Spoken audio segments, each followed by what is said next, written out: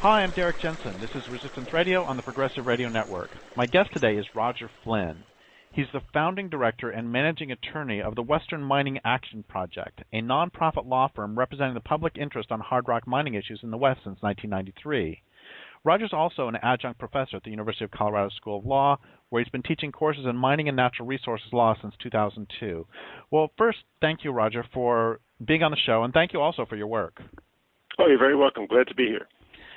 Okay, so can you give people an introduction to mining on public lands? I mean, when people think about public lands, they think about just sort of walking in some beautiful forest. Or before we turned on the recorder, you and I were talking about how absolutely beautiful it is in the state and national parks here in the Redwoods, and that's, I think, what people think about when they think about public lands is some beautiful place or the Grand Canyon or something. But can you tell me about mining on these lands? Sure, I'd be happy to. About half of the western states are public lands that's owned by you and I in trust for the American public, and which is about a third of the entire landmass of the country. And we're not even talking about Alaska issues, which is sort of a separate legal structure up there with millions of acres of public land as well. And under the old 1872 mining law, which was a law passed by Congress and signed by President Grant, the mining has been viewed in the West as what the industry will say is the highest and best use, that mining takes precedence over all other uses. Now, not all of the lands in the West, the public lands, are open for hard rock mining. Wilderness areas, national parks, national monuments, lands that have been protected by Congress or the President, for example, are not open under the 1872 mining law. But the vast majority of public lands in the West are open for any citizen, including a corporate citizen or a shell company from a foreign company from Canada, for example, can go onto the public lands this afternoon and put 4 stakes in the ground, sometimes a 5th stake, and you've established a mining claim against the United States public. And that process was started actually informally by the miners themselves in the gold rush of California, 1848-49, and Colorado about 10 years later, and it was made into law by Congress in 1872 formally. So ever since then, anyone can go out there and stake claims, and you have a right then to go out and explore for minerals, the phrase in the old law, and this law has not changed in its core principles. Since 1872, it says lands belonging to the United States are, quote, free and open to exploration and purchase, end quote. So what that meant was it was sort of the granddaddy of the laissez-faire manifest destiny laws that were in place, and was the predominant goal and policy of the country was to get people, get industry out west, get it settled, get the minerals developed. To heck with the Native American tribes, as you can imagine. They bore the brunt of this certainly initial rush in the post-Civil War era for the first 2 generations. And those laws have largely been all repealed. There's no longer free and open for oil and gas, for example. Oil and gas was taken out of the mining law in 1920. For example, if someone wants to have to develop oil and gas on our public lands, they have to get a lease, just like you would for your apartment, from the Interior Department or the Interior Department's agency, the BLM, or the Bureau of Land Management. So it's entirely at the discretion of the BLM as to which lands get leased. So a conservation-minded person in charge of BLM would likely lease less oil and gas lands.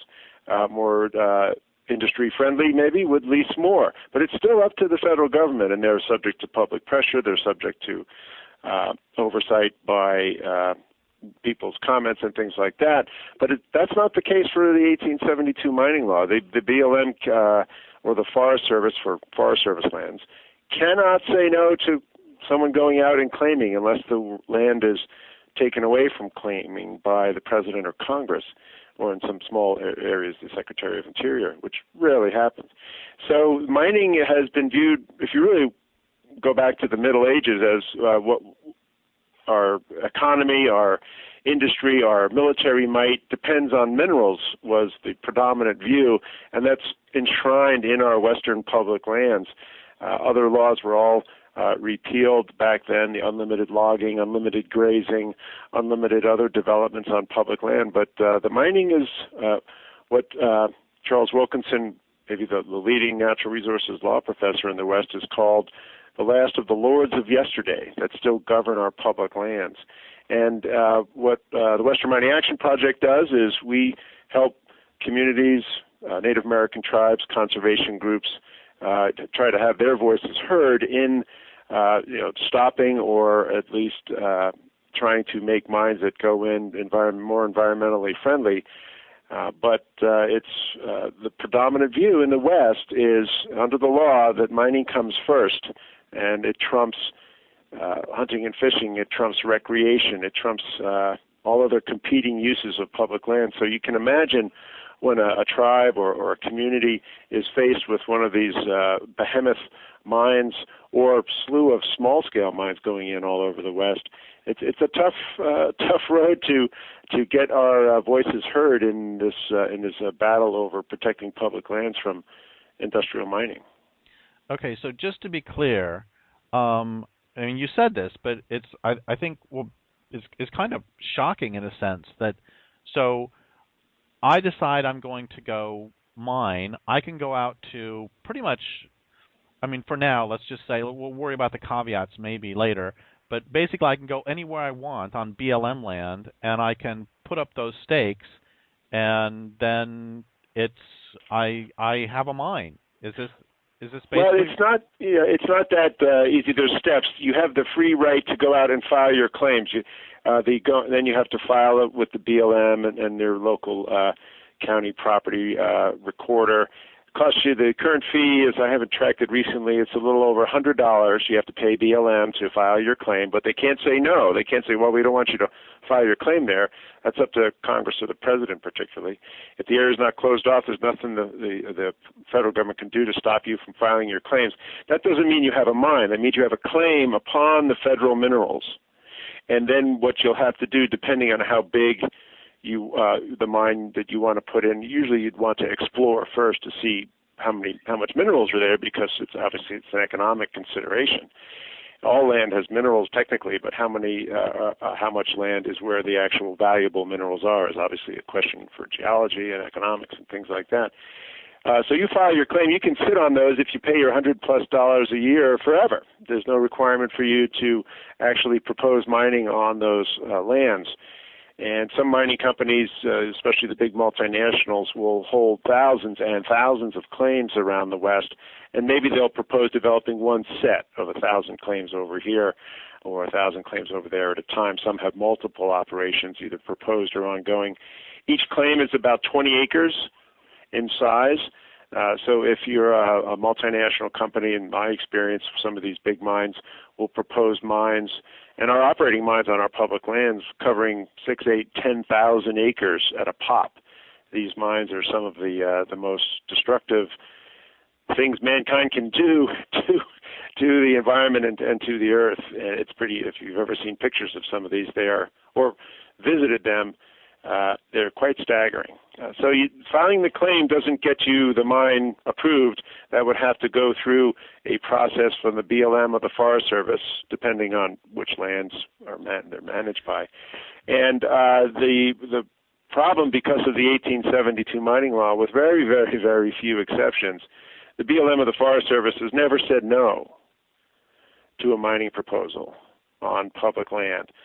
We had the Clinton administration, one of the last days of their second term, deny a mine proposal to protect Native American sacred land in southeastern California, and that was quickly overturned. That denial was quickly overturned by the Bush administration, which, as you can imagine, was more mining friendly than the Clinton administration. So it's the process of filing claims. Then, if you decide to explore then you submit an exploration plan to the federal government, and that they'll do their environmental reviews. But in almost the vast majority of cases, the BLM or the Forest Service will say yes to the exploration. And then if the company finds valuable minerals, they will go and submit the plan for the full-scale mine, which can cover anywhere from a small mine of a few acres to 10, 15,000 acres at a time on our public lands. And maybe the kicker to your audience is whatever minerals that the mining company, and a lot of these mining companies are foreign-based, South Africa, particularly Canada, have mining operations in the United States. Some of the world's biggest mining companies, or Canadian companies operating in the United States. They will literally will pull billions of dollars, and have pulled, and have proposals to pull many more, billions of dollars of gold and copper off of our public lands, and they pay zero royalty. Yeah, that's right, zero royalty. That was the policy back in 1872, and that's still the policy and the law today. In contrast, if, as I was saying earlier, an oil and gas company, Exxon, Chevron, whoever, goes on our public lands and gets a lease from BLM to explore and then develop oil and gas resources, as you know, there's a boom going on right now in that due to hydraulic fracturing or fracking. Whatever minerals, whatever oil and gas the big oil companies pull out of the ground on public lands, they pay a gross royalty of 12.5%. So that adds up to some serious money. So on a $100 million oil and gas operation, the American taxpayers, get $12.5 million right off the top. The mining companies pay zero. Now, they'll pay some state taxes, and of course their workers pay taxes and things like that. But one of the real sticking points over the years has been the fact that these gigantic multinationals who pull billions from our minerals, our public minerals, pay zero royalty. And as you can imagine, that's a pretty good sweetheart deal, which they have fought forever successfully to block any change in that in Congress. And due to the power of the Western hard rock mining industry, particularly the gold and the copper companies and their congressional allies, the 1872 mining law has been on the books since 1872 with no change. Some minerals like oil and gas have been pulled out, and some lands have been closed off to mining, like national parks, for example, you mentioned. But the vast majority of public land in the West is open under that as the best deal you can get if you're a multinational extraction company. You want to be a mining company under that deal more than any other company. So I lived for a couple years in northeastern Nevada, and there were gold mines all over the place, and many of them, like you say, were owned by Canadian companies. And it's just extraordinary to me that they're doing this incredible damage, and I mean, that they're doing incredible damage, that's bad enough, but in addition, then not paying a dime for the royalties. Can you talk about some of the environmental problems associated with, let's focus for a moment on some of the large mines. What do they do to somebody who may live in Georgia or New York City or Los Angeles? They may never have visited any of the mines. What are some of the environmental effects of routine environmental effects of especially the large mines for a moment? Right, you had mentioned northeastern Nevada, especially an area known as the Carlin Trend and some of the other areas. Oh, I lived in Carlin. Yeah, there you go. It's one of the world's largest gold-producing regions, and it still is. There are mines up and down the Carlin Trend. There are other mines in nearby mineral belts. Oftentimes minerals are found where there are mountain ranges or old volcanoes, for example. As you can imagine, the gold or the copper is brought up through these earth forces, so to speak.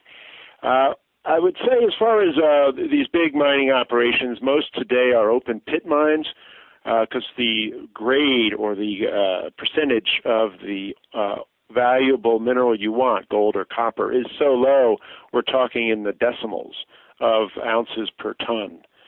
You have to have the gigantic economies of scale. So you'll have mines that will be 8,000 acres, where the mining pit itself would be maybe half mile or a mile wide and many thousands of feet, 3,000 feet deep. Now that's just the pit itself.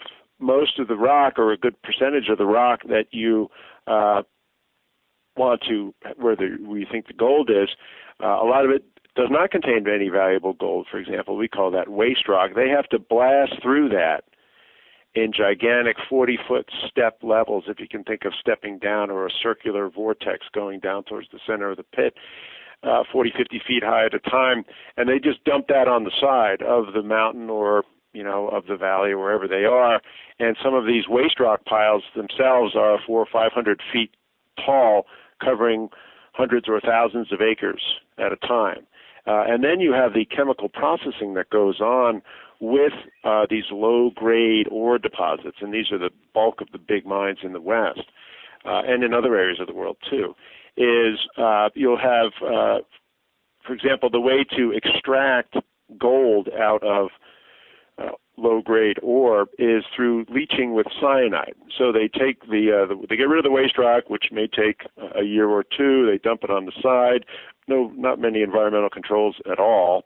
And then they'll get to the ore that actually contains what their geologists say has the gold. They'll oftentimes crush that to a fine pebble-like or even smaller consistency, maybe larger, depending on what the geologists say. And they will dump them on plastic liners in big heaps, sometimes many hundreds of feet tall, covering a mile or more long. And then they will douse that heap. It used to be with sort of your conventional garden sprinklers, but now it's more of a drip irrigation system. If you can imagine, they lay these hoses almost like a football field every few yards, crisscrossing the heap after they've dumped this ore on it, and they will soak that heap or leach it with a dilute cyanide solution. Yes, that's cyanide, one of the most nasty chemicals you can think of, very toxic, and that will, through gravity, drain through. And the chemists found out years ago that, over 100 years ago, that cyanide chemically reacts with gold. So the cyanide mixes with the gold, leaches to the bottom. Hopefully you don't have a tear in your liner, which has happened in many occasions, as you can imagine, as the companies rush to get production going.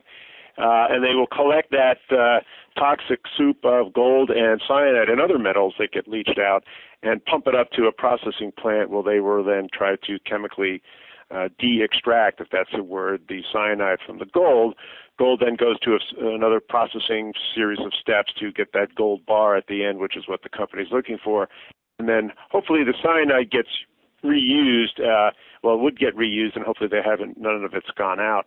And actually reputable mining companies will want that cyanide to get out, for example, when it leaches to the bottom, because that is mixed with the gold. So they certainly don't want that to happen.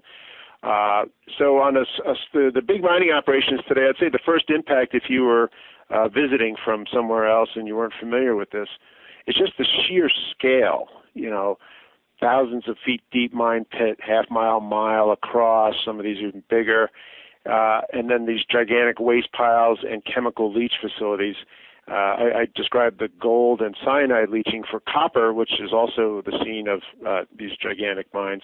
They use sulfuric acid to leach the copper out, and they learned that years ago as well. But the same process goes on with dealing with copper mine proposals in the West.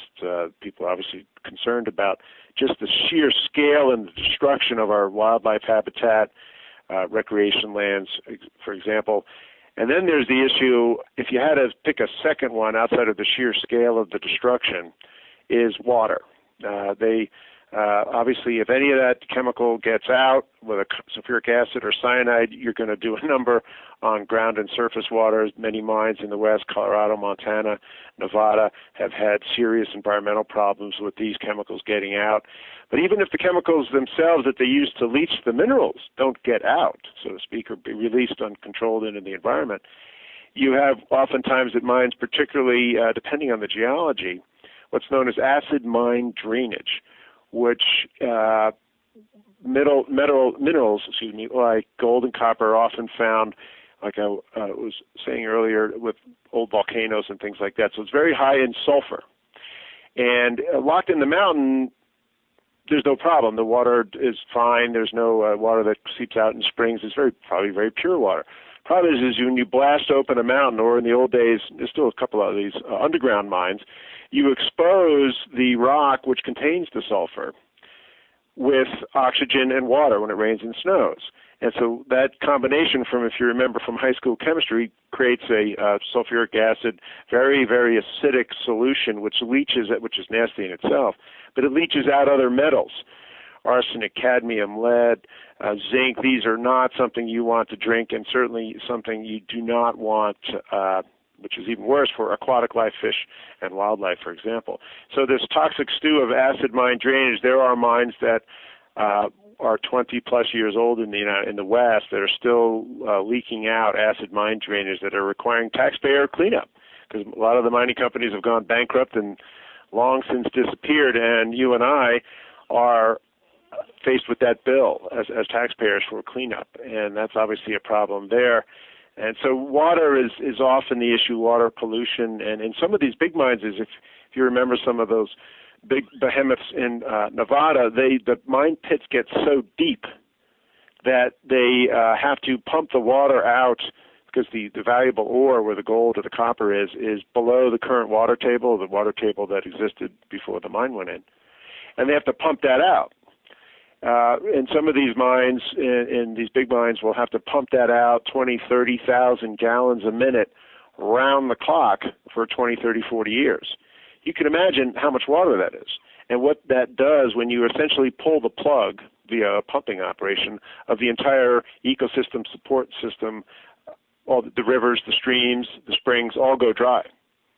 We have a case in Nevada federal court right now arguing that the BLM really shouldn't be able to allow that for mines to do that, because it does such a number on streams and springs and the wildlife and the people that rely on that, whether from a spiritual and religious side for Native Americans, or from an economic side for water supply for our Western communities, or recreation for trout fishing and hunting and fishing and wildlife. I mean, if you either poison or remove the water in a mountain range or a valley, you can imagine what that does to the ecosystem. It essentially drains it of its lifeblood.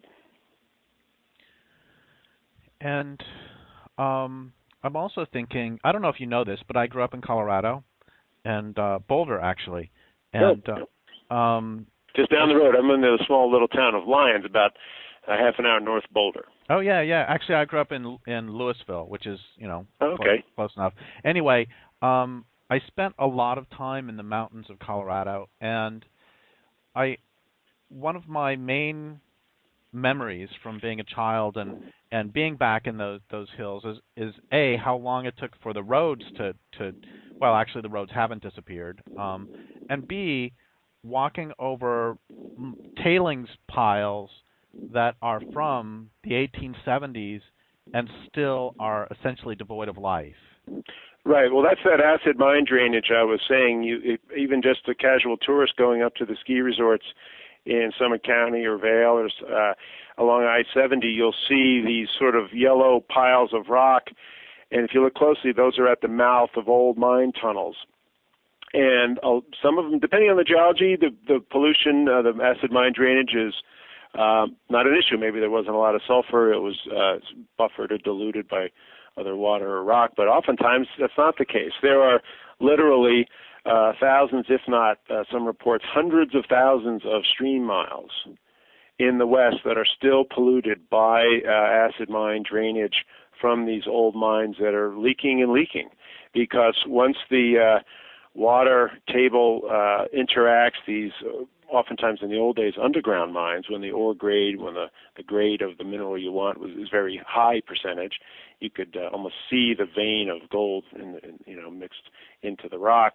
Now it's all this microscopic big open pit operations, or most mines. But some of these many of these old tunnels are still leaking, and again, a good chunk of Western water supplies are contaminated by mines from 100 plus years ago. So I'm sure that you know the history of mining infinitely better than I. Even though, by the way, I went to the Colorado School of Mines. Just want to mention that. Oh, of a great school. I mean, the mining industry's best geologists and economists and geophysicists. School of Mines, great school for that field of work. Yeah. So knowing, I'm presuming you really know the history of mining. I'm wondering, what is the oldest mine that we? What I'm asking is, oldest mines that we know of, are even they recovered?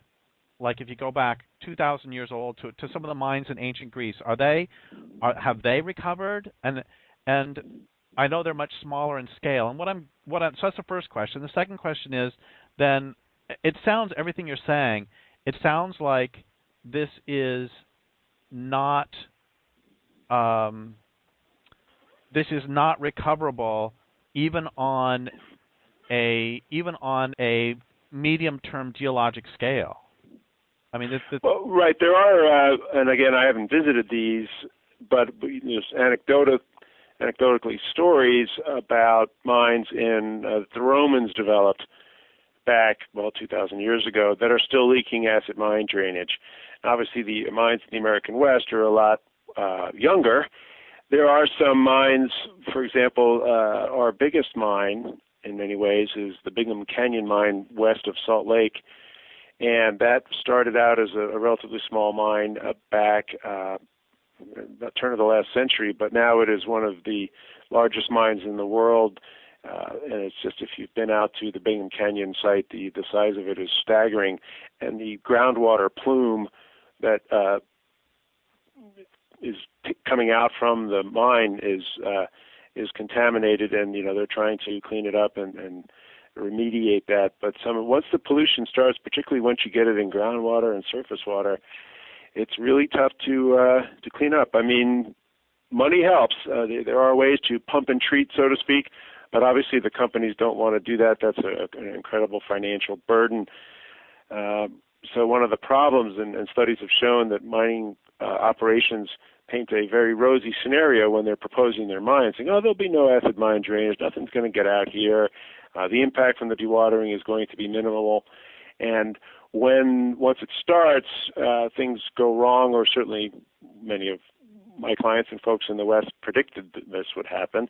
And you have these massive pollution problems, and the companies go bankrupt or leave. They're supposed to have bonds, they call them, or financial assurances in place to clean up that, but the bonds never cover, required by the state and federal agencies, never cover if something goes wrong. And once something goes seriously wrong, usually, the company goes bankrupt and hightails it out of there. And a lot of these companies are shell companies that don't have assets really to speak of, except the minerals at the site. But when they go bad, it's a real problem. Speaking of Colorado, in the San Juan Mountains in the southwestern part of our state, one of the industry's most notorious mines was called the Summitville mine, and that had cyanide leakage problems, acid mine drainage problems. The company, when the problems got pretty bad, just pulled up stakes and told the federal and state regulators, we're out of here. And this was back in the early 90s, and EPA had to come in on an emergency superfund authority and has been spending taxpayer dollars ever since then, $200-300 million and counting, to try to at least not clean up forever to back to its original condition. That's impossible, but at least to get a handle and prevent the most serious water quality problems from Summitville and some other mines are similar stories. But Summitville is the notorious example here in Colorado. So obviously, when one of these mines gets proposed in your favorite watershed or your aboriginal homelands and sacred areas, or your favorite hunting or fishing spot or hiking spot, you're naturally concerned, because some mines can, even if they don't violate federal environmental laws like Clean Water Act or something like that, they're still massively destructive, even if they don't have a per se pollution violation problem. So when one of these comes in, the environment in your region will never be the same. It's just a question of how bad it's going to get, depending on oftentimes the geology, the financial condition of the company, for example. But the BLM and the Forest Service has never said no to any of the mines out there, with just a few exceptions, and usually those are some of the smaller mines where the company didn't have their act together. But what we do here at the Western Mining Action Project is often litigate, suing the federal agencies or state agencies who are approving mines that probably shouldn't be going in because of the pollution threat or the destruction of very valuable public resources. A couple things. One is, the main work I've actually done as activism historically has been more fighting timber sales than mines. Mm-hmm. And I just I want to say also that in the hundreds, if not thousands, of environmental impact statements and environmental assessments that I have attempted to fight, every time the federal government, the Forest Service, is required to present a no-action alternative, in which case they don't actually log, and in none of those EAs or EISs was the no-action alternative ever selected. It's just extraordinary to me. I'm just saying the same thing with logging that you just said with mining, that they may be required by law to include the possibility that they won't do it, but that happens about as often as somebody gets hit by lightning twice. Right. And actually it's worse for mining, because in all the EISs and environmental assessments for mining, they actually say, well, the courts have said they have to look at the no-action alternative, the project denial alternative, but they actually say, due to that old 1872 mining law, they cannot choose it. By law, they cannot choose it. Where, let's say, if you or I tell my students at the law school, if John Muir was running the Forest Service, he would have the discretion to deny timber sale proposals. If he was in charge of the BLM, he would deny oil and gas leasing requests from the industry, for example. Can't do that for mining. They don't have the discretion to say no. So it's these environmental reviews that the agencies do. They do them reluctantly because they know in the end they are going to approve the mine no matter what. Now, they'll say they will mitigate all potential environmental damage, et cetera, and we get in court battles over that. But they will say that they have no authority to say no. Now, we have some cases in court that are challenging that undenied right to mine, or undeniable right to mine, that the industry and, frankly, the Obama administration is taking the same position as the Bush administration, which is they won't say no to the mine proposals. And that is obviously a concern for folks around the West. So this whole thing, I mean, everything you're saying, if it didn't have consequences in the real world, would be like something you would see in a really bad comedic movie. I mean, this is environmental effects that last forever. They can't say no.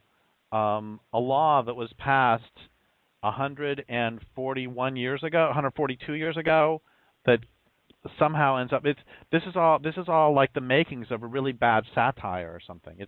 Yeah, well, if the industry was on the phone here, a mining lawyer, a mining industry executive, they say, well, we have to comply with, we are the most scrutinized industry, we have to comply with the most federal and state environmental laws, because there are state agencies in the West that regulate mining on public and private lands. A lot of lands obviously are not public lands. But one of the interesting things is they have to comply with all of these laws, Clean Water Act, Clean Air Act, et cetera, because they impact all of these resources that these laws are set up to protect, water pollution, air pollution, things like that. But the problem is the agencies working with the mining companies, particularly the big ones and their law firms and technical teams of experts, will say, well, we're not going to violate the Clean Water Act. We're not going to violate the Clean Air Act. We're going to do all these things. And that sometimes that may be true. Other times it's not. When the smoke clears, when the mine gets in and starts operating, we have violations start accruing very rapidly at some mines. But then it just ignores the fundamental issue on Western public lands is, for example, folks I work with in Crested Butte, Colorado, you're probably familiar, that mountain town, there's been a mine proposed there off and on since the 70s. And the Forest Service has continually said, we can't say no. unless we show that it's going to violate the Clean Water Act, for example, which you're really not going to know until the mine already goes in. So it's a catch-22 for the public, and that's the real crux of the matter. If I could change one thing in federal mining law and policy, is to make mining at least equal with other resources. The Forest Service could say no to a ski resort, which they did near Crested Butte. The BLM could say no to an oil and gas lease. For example, they pulled back some leases near Arches and Canyonlands National Park in Utah a few years ago. But they don't do that for mining because they feel the 1872 mining law ties their hands, and oftentimes, even if they wanted to, they feel that they can't. And so that's the real difference for folks who don't live with these issues day to day, is that mining trumps the other valuable resources of our public lands, whether environmental protection, Native American cultural and religious issues, tourism and recreation. It's mining wins, and that's going back in the United States since the Civil War era, and internationally for centuries before that.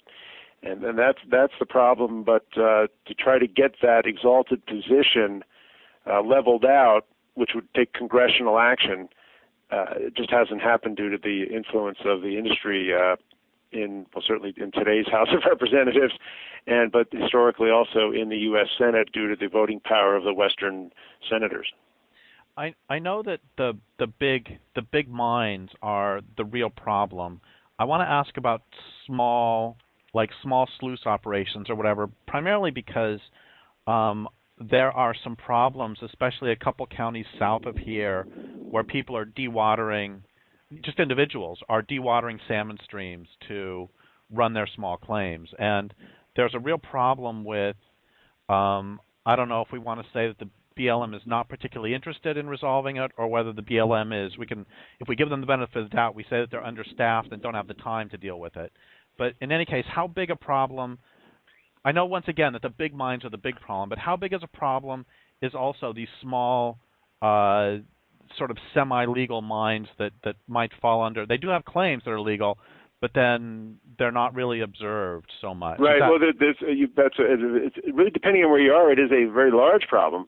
In your neck of the woods in Northern California, we had finally prevailed after 8 years of litigation against the Forest Service, who would refuse to comply with the Endangered Species Act. We represented the Karuk tribe of California, fighting to protect salmon. And you know what salmon means to the Indian peoples of the Northwest, and both spiritually, culturally, economically, subsistence-wise. These hundreds of, one of the problems is what's known as suction dredge mining, where you have a small floating barge about an 8x12 rug or something like that with pontoons, and there's be a motor on it, and essentially they would go into the stream and vacuum up the river bottom, and would entrain, suck it up onto this little centrifugal force, because the thing about gold is it's heavier than most minerals like rock and sand and stuff like that. And then they would spit out it would entrain the gold in these machines, these flakes, and then dump out all the silt and mud and rocks and stones back in the stream. Well, you can imagine what that does for aquatic life habitat, salmon habitat, and things like that. California, to its credit, the state of California has banned that practice. The mining industry has sued. It's currently under litigation. The miners are trying to get around the ban. A lot of the miners have moved north of the border into Oregon to do this. Oregon has not banned it. And so you have hundreds of miles, if not thousands, of river and stream miles in the Northwest where there's a big issue. We're dealing with similar practices in Idaho, where the suction dredge mining, the agencies view it as each one is relatively small scale, so they feel that they don't really regulate these too much. But you add them up, and the old proverb of death by 1,000 strokes is what comes in here, and it really does a number on a watershed, if you could imagine what hundreds of these suction dredge will do in a river system. So we have 6 or 7 minutes left, or 5 or 6 minutes, and I guess I have 3 questions. One is, you've said Clean Water Act, Endangered Species Act. What are tools that people, including you, use to stop this? The second question is, what do you see as the the short to midterm future of any fight against the 1872 mining law? And then the third question is going to be, what can people both who live in the West and who may be in an affected area, and then also people who may live in New York City who are not in an affected area, what would you like for them to either understand or do, having listened to this interview? So if you can answer any one, two, or three of those three questions. Well, maybe I'll take the third one first. Determine public opposition. I think your readers, listeners, and you know what the value of citizen activism, citizen pressure can do. If you know of a mine coming in your area, search out local conservation groups, make alliances. For example, we have a big case in Arizona where it's a great united alliance of large ranching and farming operations, sportsmen's groups, citizens groups, Native American tribes, all working together. Even if there were some, you might disagree about other things, about large-scale agriculture or whatever. The mines are so destructive. United citizen opposition has really, at least it puts the companies and the agencies on notice that they're going to be watched. And when you tie that with fluctuating minerals prices, a lot of the boom and bust, as you can imagine, those tied to minerals prices. We were dealing with a real surge in uranium proposals just a few years ago. 10 years ago, I barely taught uranium mining issues in my classes at the law school. Now I spend a whole full day, an hour and a half on it, because there are hundreds of proposals. But now they're dying off because prices of the boom, the boom is busted, so we have a lot of companies pulling back. So determined citizen opposition, tied with the drop in metal prices, you can win your fights. There are many examples of people who win fights. And if that won't do it, if the company doesn't pull out, again, the agencies aren't going to say no. They don't view their job as saying no to these operations. They view their job as saying yes. Then you have, that's where, the Western Mining Action Project comes in. There's other great law firms, both public interest and as well as private attorneys that specialize in environmental law. And, in our adversarial system in the United States, it takes lawsuits sometimes to get the other side, whether the mining company or the federal or state agency, to comply with the law. So Clean Water Act, Endangered Species Act, law that you mentioned sort of before, the National Environmental Policy Act that requires environmental reviews, that doesn't have any teeth to actually stop mining, but it certainly shines a spotlight on the worst aspects of proposed operations and gives the public a right to participate. So if your listeners get an email or spam or something from an environmental group talking about a mine coming in, don't throw it away. See if you can help out, even if it's just signing on to comments or submitting some comments and getting public pressure on these agencies to do the right thing and implement these laws. Because as you can imagine, we have many, many lawsuits over the last 20 plus years dealing with these federal and state environmental laws. They're on the books, and if they were implemented properly, the way we think they should be and the public thinks they should be, many more mines would not go in because we feel that they violate numerous laws. Sometimes mines will violate numerous laws just in one proposal. So determined citizen pressure, and then working with folks like us, experts, so to speak, on these legal issues to put pressure on and litigate if necessary. Again, it's tough because the courts will naturally defer to these agencies, the so-called experts. So it's tough to win one of these cases. And then dealing with the 1872 mining law right now, as you can imagine, in Congress, we're playing defense. To be honest, the majority in the House and the industry supporters in the Senate actually are pushing agenda to weaken the 1872 mining law and any environmental reviews to speed up mine permitting, if you can imagine that. Big mines do take a number of years to permit just because the destruction is so great. The laws require the agencies to review these. But right now we're trying to block the weakening of the federal system, and right now it's the most pro-industry legal system you can have for an extractive industry, a mineral industry in the country. And so we're playing defense to try to hold on to the gains, at least in Congress. But we've had some success in some state legislatures. Colorado's just improved its uranium processing environmental requirements. The Colorado legislature, we've got through a number of bills over the last few years to strengthen that due to some pretty uranium mills of concern that have polluted water. So things have, there are some success stories often at the state level and the local level, but I would not hold your breath for positive reform in Congress, particularly these days with Congress so dysfunctional and the leadership certainly in the House in such a pro-development, pro-industry mode that we're just playing defense right now. Well, that, of course, makes work like yours and work by anybody opposing these mines all that much more important. So we're out of time, and I would like to thank you so much for your really important work, and I would like to thank listeners for listening. My guest today has been Roger Flynn. This is Derrick Jensen for Resistance Radio on the Progressive Radio Network.